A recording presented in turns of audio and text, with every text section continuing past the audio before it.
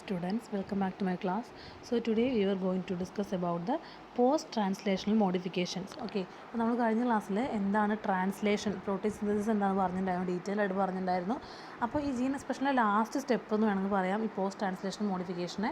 അതായത് ഇപ്പോൾ നമുക്ക് ഒരു എന്തുണ്ടായി, ഒരു നേസൻ്റ് ആയിട്ടുള്ള പോളിപെപ്റ്റൈഡ് ചെയിൻ ഉണ്ടായല്ലോ അല്ലേ, അതെന്താണ്, അത് ട്രാൻസ്ലേഷൻ്റെ അവസാനം ഉണ്ടായതാണ്. അത് ഫങ്ഷണൽ പ്രൊഡക്റ്റ് അല്ല, ഇപ്പോഴും അതെന്തല്ല, ഒരു ഫങ്ഷണൽ ആയിട്ടുള്ള പോളിപെപ്റ്റൈഡ് അല്ല. So it undergoes repeated folding and chemical processing even during elongation and after termination to achieve its characteristic form and specific function. അതിൻ്റെ ഫംഗ്ഷനും അതുപോലെ തന്നെ സ്പെസിഫിക് ഫോമൊക്കെ അറ്റൈൻ ചെയ്യാൻ വേണ്ടിയിട്ട് എന്ത് ചെയ്യുന്നു, അത് റിപ്പീറ്റഡ് ഫോൾഡിങ്ങും കെമിക്കൽ പ്രോസസ്സിങ്ങും ഒക്കെ അണ്ടർഗോ ചെയ്യുന്നുണ്ട്. ചില കേസുകളിൽ ചില പോളിപെപ്റ്റൈഡ്സ് എന്ത് ചെയ്യുന്നു, ഒരു കോംപ്ലക്സ് ആയിട്ടുള്ള ഫങ്ഷണൽ പ്രോട്ടീനായിട്ട് അസംബിൾ ചെയ്യാറുണ്ട്. ഈ നെയ്സൺ ചെയിനിൽ മെത്തിയോണിൻ ടെർമിനസ് ഉണ്ടായിരിക്കും. So before completion of folding it is remove by enzymatic action. അപ്പോൾ ഈ ഫോൾഡിങ് കംപ്ലീറ്റ് ചെയ്യുന്നതിന് മുന്നേ എന്ത് ചെയ്യണം, ഈ മെത്തിയോണിനൊക്കെ എന്ത് ചെയ്യണം, റിമൂവ് ചെയ്യണം. അതിന് ഈ പോളിപെപ്റ്റൈഡ് ചെയിനിൽ നിന്ന് റിമൂവ് ചെയ്യണം. ഈ characteristic folding and assembling of polypeptides are mediated by some catalytic proteins called chaperones എന്നത് നോട്ട് ചെയ്ത് വയ്ക്കുക. ഇങ്ങനെ ഈ പോളിപെപ്റ്റൈഡിൻ്റെ ഫോൾഡിങ്ങിനും അസംബ്ലിങ്ങിനൊക്കെ എന്ത് ചെയ്യാം, അതിന് മീഡിയേറ്റ് ചെയ്യുന്നത് ചില കാറ്റാലിറ്റിക് പ്രോട്ടീൻസ് ആയിട്ടുള്ള ചാപ്രോൺസ് ആണ്. They bind nascent polypeptides and prevent their incorrect folding and incorrect assembling. അവരെന്ത് ചെയ്യുന്നു, ഈ പോളിപെപ്റ്റൈഡിനായിട്ട് ബൈൻഡ് ചെയ്തിട്ട് എന്ത് ചെയ്യും, അവർ ഇൻകറക്റ്റ് ഫോൾഡിങ്ങും ഇൻകറക്റ്റ് അസംബ്ലിങ്ങും ഒക്കെ പ്രിവെൻറ്റ് ചെയ്യുന്നു. ഓക്കെ, അപ്പോൾ മീഡിയേറ്റ് ഇങ്ങനെ പോളിപെപ്റ്റൈഡിൻ്റെ ഫോൾഡിങ്ങും അസംബ്ലിങ്ങും ഒക്കെ മീഡിയേറ്റ് ചെയ്യുന്ന ആരാണ്, ചാപ്രോൺസ് ആണ്. കാറ്റലിറ്റിക് പ്രോട്ടീൻസ് ആയിട്ടുള്ള ചാപ്രോൺസ് ആണ്. അവർ ഈ പോളിപെപ്റ്റൈഡ്സിനായിട്ട് ബൈൻഡ് ചെയ്തിട്ട് എന്ത് ചെയ്യുന്നു, ഇൻകറക്റ്റ് ആയിട്ടുള്ള ഫോൾഡിങ്ങും അസംബ്ലിങ്ങും ഒക്കെ പ്രിവെൻറ്റ് ചെയ്യുന്നു. Energy required for their action is derived by ATP hydrolysis. ATP hydrolysis എന്നാണ് അതിന് എനർജി കിട്ടുന്നത്. ആൻഡ് ഓൾസോ അവിടെ ചിലപ്പോൾ ബ്രേക്കിംഗ് ആൻഡ് മേക്കിങ്ങോ കോവാലൻ ബോൺഡ്സിൻ്റെ ബ്രേക്കിങ്ങോ അല്ലെങ്കിൽ പുതിയ കോവാലൻ ബോൺഡ്സ് ഉണ്ടാക്കലൊക്കെ ഉണ്ടാവാം. ആൻഡ് അതിന് കാറ്റലൈസ് ചെയ്യുന്ന എൻസൈംസ് എന്ന് പറയുന്നത് disulphide isomerase and peptidyl propyl isomerase ആണ്. ഓക്കെ, ഡൈസൾഫൈഡ് ഐസോമറൈസും പെപ്റ്റിഡൈൽ പ്രൊപ്പൈൽ ഐസോമറൈസും ആണ് അവിടെ ഇൻവോൾവ് ചെയ്യുന്ന എൻസൈംസ്. ആൻഡ് ഫോൾഡിംഗ് അല്ലാതെ ഈ നെയ്സിൻ പോളിപെപ്റ്റൈഡ്സിന് they undergo a series of chemical modifications also. ഈ ഫോൾഡിങ് മാത്രമല്ല, പല കെമിക്കൽ മോഡിഫിക്കേഷൻസും അവർ അണ്ടർഗോ ചെയ്യാറുണ്ട്. അങ്ങനെയുള്ള മോഡിഫിക്കേഷൻ എന്ന് പറയുമ്പോൾ അതിൽ മെയിൻലി വരുന്നതാണ് cleavage of the chains and covalent attachment of chemical groups to their carboxy terminal or to the side chains of their amino acids. Okay, അങ്ങനത്തെ മോഡിഫിക്കേഷനിൽ വരുന്നതാണ് ചെയിൻസിൻ്റെ ക്ലീവേജ്, അതുപോലെ തന്നെ അവരുടെ കെമിക്കൽ ഗ്രൂപ്പ്സിൻ്റെ കോവാലന്റ് അറ്റാച്ച്മെൻറ്റ്, എന്താണ് അമിനോ ആസിഡ്സിൻ്റെ കാർബോക്സി ടെർമിനലിലേക്കുള്ള അറ്റാച്ച്മെൻ്റ് ഒക്കെ വരുന്നുണ്ട്.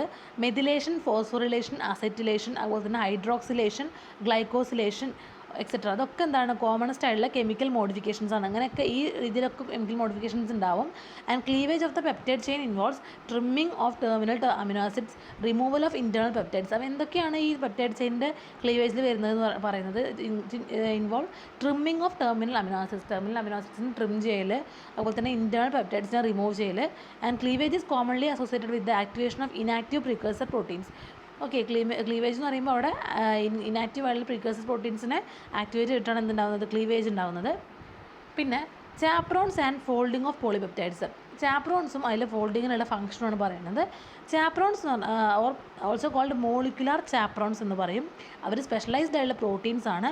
അവരെന്ത് ചെയ്യുന്നു, which allow the individual polypeptide chains to fold into their final thermodynamically stable functional configuration. Thermodynamically stable ആയിട്ടുള്ള ഒരു ഫൈനൽ ഫങ്ഷണൽ കോൺഫിഗറേഷനിലേക്ക് എത്താൻ വേണ്ടിയിട്ട് ഈ പോളിപെപ്റ്റൈഡ് ചെയിനിനെ ഹെൽപ്പ് ചെയ്യുന്ന ആരാണ്, ഈ ചാപ്രോൺസ് ആണ്. Okay, they are involve in the insertion of intrinsic proteins into the lipid bilayer of biological membranes and the transmembrane transport of proteins. Okay, most significantly പറയുകയാണെങ്കിൽ അവരെന്ത് ചെയ്യുന്നു, ഡീനാച്ചുറഡ് ആയുള്ള പ്രോട്ടീൻസിനെ കറക്റ്റ്ലി റീഫോൾഡ് ചെയ്യാൻ വേണ്ടി ഹെൽപ്പ് ചെയ്യുന്നു. അതുകൊണ്ട് തന്നെ നമുക്ക് എന്ത് പറയാം, ഇവരൊരു സിഗ്നിഫിക്കൻറ്റ് റോള് കറക്റ്റ് ഫോൾഡിങ്ങിലും അതുപോലെ തന്നെ അവർ ഈ പോളിപെപ്റ്റൈഡിൻ്റെ സ്പേഷ്യൽ അറേഞ്ച്മെൻറ്റിലൊക്കെ സിഗ്നിഫിക്കൻറ്റ് റോൾ പ്ലേ ചെയ്യേണ്ടതെന്ന് നമുക്ക് പറയാം. ആൻഡ് ഓൾസോ എന്തിനു വേണ്ടിയിട്ടാണ്, to form the 3-dimensional tertiary structure of the functional proteins. പ്രോട്ടീൻ്റെ ആ 3-dimensional ഫങ്ഷണൽ സ്ട്രക്ചർ കിട്ടാൻ വേണ്ടിയിട്ട് കറക്റ്റായിട്ട് അവരെന്ത് ചെയ്യുന്നുണ്ട്, സിഗ്നിഫിക്കൻറ്റ് റോൾ പ്ലേ ചെയ്യുന്നുണ്ടെന്ന് പറയാം. At the same time they are not themselves the components of the functional organization of proteins and they do not directly provide 3-dimensional structure of proteins. Directly അവർ involve ചെയ്യുന്നില്ല. അവരെന്താ ചെയ്യുന്നത്, simply അവരെന്ത് ചെയ്യുന്നു, ആ Neyson polypeptide ചെയിനിനെ ആയിട്ട് ബൈൻഡ് ചെയ്യുന്നു and allow them to fold only in the correct ഡയറക്ഷനിൽ ഫോൾഡ് ചെയ്യാൻ വേണ്ടി അവരെ ഹെൽപ്പ് ചെയ്യുന്നു and inhibiting misfolding inhibit ചെയ്യുന്നു. ഓക്കെ, പിന്നെ അബ്നോർമൽ ഹ്യൂമൻ ബീങ്സിലൊക്കെ അബ്നോർമൽ ആയുള്ള ഫോൾഡിങ്, പ്രോട്ടീൻസിൻ്റെ അബ്നോർമൽ ഫോൾഡിങ് ഉണ്ടാകുമ്പോൾ റെഗുലേഷൻ ഒന്നും ഇല്ലാതെ, ഈ ചാപ്രോൺസിൻ്റെ റെഗുലേഷൻ ഒന്നും ഇല്ലാതെ അബ്നോർമലായിട്ട് പ്രോട്ടീൻസ് ഫോൾഡ് ചെയ്യുമ്പോൾ ഉണ്ടാകുന്ന ഒരു അസുഖമാണ് എന്ത്, അൽഷിമേഴ്സ് ഡിസീസ്. ഓക്കെ, അത് നിങ്ങൾ കേട്ടിട്ടുണ്ടായിരിക്കും. അൽഷിമേഴ്സ് ഡിസീസ് എന്ന് പറയുന്നത് ഇങ്ങനത്തെ ഫോൾഡിങ് അബ്നോർമൽ ഫോൾഡിങ് വഴി ഉണ്ടാകുന്ന ഒരു അസുഖമാണ് എന്ത്, അൽഷിമേഴ്സ് ഡിസീസ് എന്ന് പറയുന്നത്. ചാപ്രോൺസ് എന്ന് പറയുന്നത് they form a diverse family of evolutionary conserved proteins ആണ്.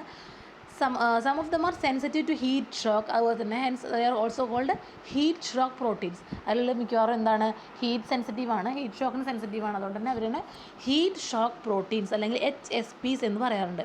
എന്താണ് HSPs അല്ലെങ്കിൽ ഹീറ്റ് ഷോക്ക് പ്രോട്ടീൻസ് എന്ന് പറയാറുണ്ട്. ഇപ്പോൾ സെല്ലിന് എന്തെങ്കിലും തരം സ്ട്രെസ് ഉണ്ടായി വിചാരിക്കുക, റേഡിയേഷൻസ്, ടോക്സിൻസ് അല്ലെങ്കിൽ free radicals, heavy metals, bacteria വഴിയൊക്കെ എന്തെങ്കിലും സ്ട്രെസ് ഉണ്ടായി കഴിഞ്ഞാൽ it will lead to the increased production of HSPs. ഇങ്ങനെയുള്ള ഹീറ്റ് ഷോക്ക് പ്രോട്ടീൻസ് എന്ത് ചെയ്യുന്നു, അല്ലെങ്കിൽ ചാപ്രോൺസ് എന്ത് ചെയ്യുന്നു, പ്രൊഡ്യൂസ് ചെയ്യുന്നു, ഇൻക്രീസ് ആയിട്ട് പ്രൊഡ്യൂസ് ചെയ്യുന്നു. അതുകൊണ്ട് ദേ ആർ മോസ്റ്റ് ആപ്റ്റ്ലി നമുക്ക് എന്ത് പറയാം, സ്ട്രെസ് പ്രോട്ടീൻസ് എന്നും പറയാം.